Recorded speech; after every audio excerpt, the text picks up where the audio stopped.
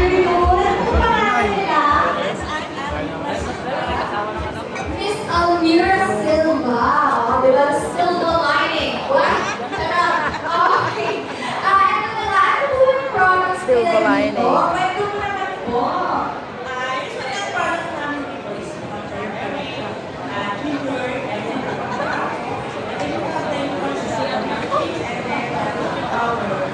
Wow, ube powder. So, pwede ito for dessert, ano? Or pwede mong, ano ba ito? Supplement ba?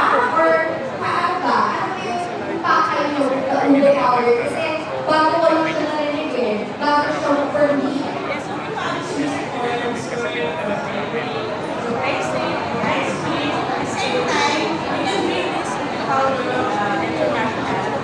And then we can last for 2 weeks. Yeah, bilang dehydrated na siya, no? As long as hindi siya mabasa along the journey. Along the travel. Diba yan? Oo, pero ayun. So, ito nga pala. So, bago ko sa isip ko. Yes, ube powder. So, bago ko yung range ng yung mga products. Very affordable lang siya. And then around 40, turmeric, and then big ones.